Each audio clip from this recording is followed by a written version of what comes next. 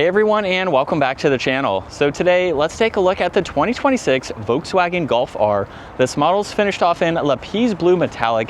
MSRP with just one option is just shy of $52,000. So we have a very performance-oriented hot hatch with a lot to offer. And we'll start off underneath the hood, where this has the 2-liter inline 4-cylinder turbo. It is paired to a 7-speed dual clutch automatic, and it pumps out 328 horsepower, 310 pound-feet of torque.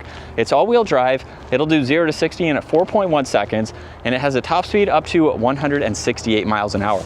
Now, as we work our way to the front, you'll notice the large Volkswagen logo, which is also a sensor for some of the tech features. There's parking sensors up front, even some DRLs with this blue strip that go from the logo to the dark housings with the rest of the LEDs to blend in nicely. You'll notice a lot of cutouts in the bumper too, along with some of the body colored accents, and then some crisp lines that come down the hood.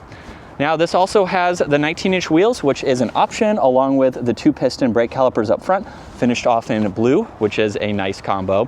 You'll notice another R badge underneath the mirrors, which have the turn signal. There's a sunroof up top, and then really nice proportions for this hot hatch with some crisp points flowing down the side. There's also the two-tone design for the spoiler with the cutouts to provide airflow to exit through. There's LEDs, a backup camera, parking sensors, and the quad-tip dual exhaust with more gloss black and some fins in that diffuser. Now, you can't actually see the backup camera up here because it is hidden behind the Volkswagen badge, and you can also use this as the release to open up this hatch. Now, with the back seats up, you still get a little bit of storage. You do have a little bit under the floor where you have a sub there, and then you can remove this cover and fold the back seats down, of course, for even more space. You can reach in and grab that as well. There's also a 12-volt hidden away on that passenger side. So for its smaller size, it's still pretty practical, which is great. And then for the interior, the door panel is pretty simple. We have some nice soft touch materials, some carpeting in the storage down below there, and then this titanium accent with the leather seats. And then you can fold these flat, and you have a huge opening into the back. Now, 5'10", I still have a good bit of space, even though it is a little bit tight. You have some storage pockets, you get heated seats, along with some temperature adjustments, and then there's your climates and some auxiliaries down below. There's also the armrest with cup holders, and you can fold this middle seat section down if you need to gain access to the back there. And then at 5'10", I have about 2 inches or so of headroom. So again, while it's kind of crammed, it's still plentiful for adults. Now, the mirrors are power folding, they're heated too, there's window controls, even more storage, and then memory seats and some blue accents for the front seats here with a great look. And then there's even more blue accents for the steering wheel here. And as we start this up, massive gray paddle shifters, which is neat to see. Cruise control settings are on the left along with volume.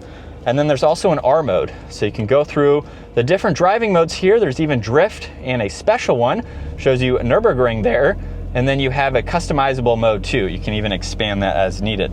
Now, for the gauge cluster, you have these controls here with voice commands, heated steering wheel, and tuning there. If you click on view, you have a few preset screens here that you can pull up, which is nice. You can also adjust some information on the left and the right side of the steering wheel. You do have to be on the correct screen in order to do that. And then you can choose what you would like to see on both the right side and on the left side. So you can go through these. There's different settings to dictate what you can scroll through, which is very nice. So pretty configurable for this model. You have an air vent, headlight adjustments with some defrosters. There's also Harman Kardon for the audio. This has a head-up display and then a large infotainment system. So you can go through these settings here where you have various icons, even the ambient lighting that you can adjust. You can get back into the driving modes there. You can also pull up some favorites, and then there's more shortcuts up top for the navigation, your phone, music, and then you also have the home icon down below. So you can get back to this screen here where you can go through all this information depending on what you'd like to have shown. This also gets heated and ventilated seats, and you have a shortcut into the climates, or you can pull them up in full screen. So you can activate all of that. You can see temperatures. There's also temperature dials and volume right in the middle. Now, there's also shortcuts underneath to get into the climates. You can easily get into the different driving modes, pull up the camera system and some of those features, and then you have some assistances to view as well. There's wireless charging with storage. You get a little bit more to the right of the shifter. And then the backup camera has 2 separate angles here. This also has park assistance, which is nice. There's drive and sport mode, park and the e-brake. You do get 1 cup holder in the middle, along with storage and a 12 volt. You can adjust the armrest and open it up. And then there's storage in the glove box, rear view mirror with dome lights, and just swipe your finger. That's how you can open up the sunroof. Now with this Golf R, you can actually leave the sunshade closed, which is nice. It is perforated, so you have a few different ways that you can do that depending on your mood. And then here's a look at visibility, where it's very easy to see for this smaller vehicle. And in manual mode, 2nd gear, here we go. And just a light acceleration, we're up to speed. And then again, if I hold on the right one, now we're back into S mode where the vehicle will change. You could go back one more time using the shifter down below just to go into normal drive. So technically you have 3 different ways to shift in this vehicle depending on the response that you want and if you want to have a little bit more fun using these paddles. But this is what it's like to be behind the wheel for the Golf R. Definitely a fun hot hatch that is available. Sad to see the manual is no longer available. It was definitely a fun vehicle with the manual, but also fun with the paddles here too.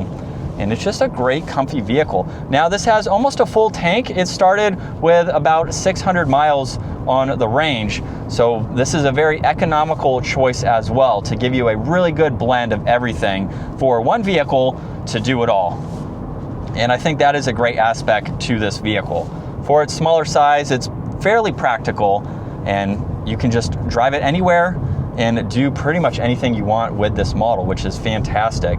It's also pretty quiet and comfortable as well. You do get a small window there in front of this pillar just to help break it up and give you some visibility on that passenger side. But other than that, we do have some plastics, kind of similar to the competitors for this price point and what you are getting. But in general, I think the interior looks very nice. From previous Volkswagens that I've driven, a lot of people weren't all that huge of a fan of this larger screen, but I think it's fantastic. Very touch sensitive, so it's extremely easy to go through. While there aren't a ton of physical buttons, I think that's laid out well in order to use all that information. And while this is kind of my first impressions, although I have been around the vehicle, just not in quite some time, I really like it. There's not much that I don't like as a non-owner. I think it is a great layout and a really nice platform, one that also has some tuning potential and a huge following with the Volkswagen Golf crowd. So it's a great option. It may or may not be the last year to get one. So if you are looking to get into a Golf R, you can check one out now before they possibly are gone. I think there's going to be some updates for some 2027 years from Volkswagen. I'm not sure if this is on that list or not. So we will just have to wait and see. But that is going to wrap it up for the 2026 Volkswagen Golf R. Once again, a huge shout out to FOURR Volkswagen for providing this for me today. Take a look at their website, give this a thumbs up if you enjoyed it, and consider smashing that subscribe button so you can stay up to date with our daily uploads. I will see you all in the next video.